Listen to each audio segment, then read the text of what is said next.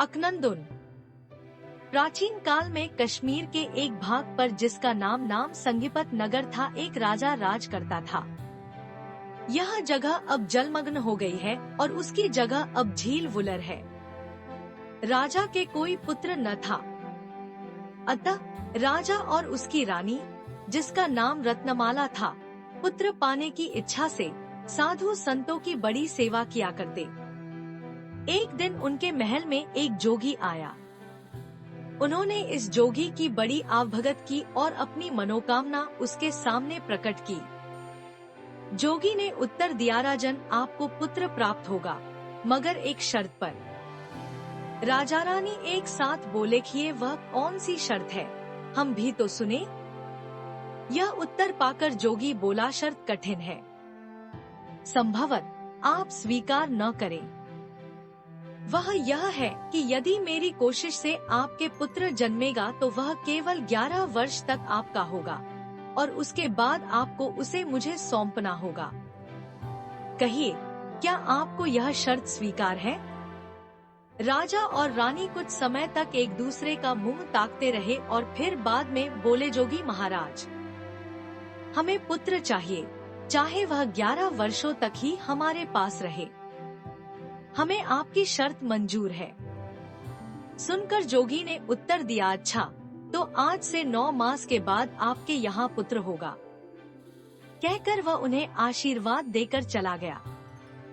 रानी ने सचमुच ही यथा समय एक सुंदर बालक को जन्म दिया। उसका नाम अकनंदुन रखा गया। अकनंदुन बड़ा होकर पाठशाला में पढ़ने लगा तो वहाँ वह अपनी कक्षा के छात्रों में सबसे बुद्धिमान गिना जाने लगा। दिन बीतते गए और उसका 11वां जन्मदिन आया। उस दिन वही जोगी न मालूम कहां से फिर आ पहुंचा और राजा रानी से बोला, अब आप अपनी शर्त पूरी कीजिए और अकनंदुन को मेरे हवाले कीजिए। भारी मन से राजा रानी ने अकनंदुन को पाठशाला से बुलवाया और जोगी से कहा, जोगी महाराज, यह है आपकी अमानत। उसे देखते ही जोगी गंभीर होकर बोला, तो फिर देर क्या है? मैं भूखा हूँ, इसका वध करके इसके मांस को पकाइए और मुझे खिलाइए।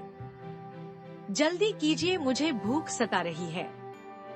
राजा रानी ने रो रो कर जोगी को इस घृणित और क्रूर कार्य से रोकने का प्रयत्न किया, पर वह एक न माना और क्रोधित होकर बोला, इसके सिवा मुझे और कुछ स्वीकार नहीं।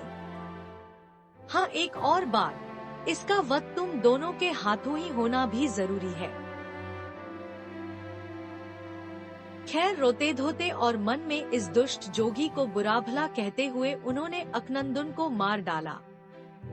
उसका मांस रसोई घर में जब पक कर तैयार हुआ तो जोगी बोला, अब देर क्या है, इसे 4 थालियों में परोसो, एक मेरे लिए, 2 तुम दोनों के लिए और चौथी स्वयं अकनंदुन के लिए। अकनंदुन की थाली का नाम सुनकर वहाँ उपस्थित लोग क्रोध से लाल पीले और हैरान हो उठे, पर जोगी की आज्ञा का पालन करके 4 थाल परोसे गए। सभी अपने अपने आसन पर बैठे। राजा रानी के नेत्रों से निरंतर अश्रुधारा बह रही थी।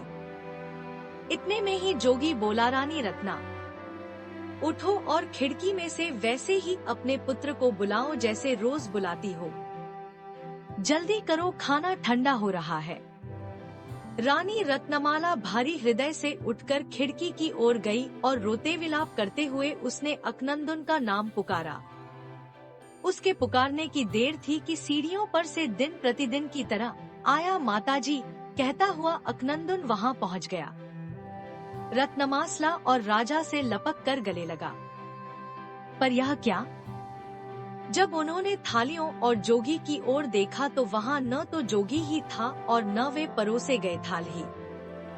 जोगी की हर जगह तलाश की गई पर वह कहीं न मिला। वह कहाँ से आया था और कहाँ गया, इसका भी किसी को पता न चला। राजा रानी अकनंदुन को पुनः पाकर अत्यंत हर्षित हुए।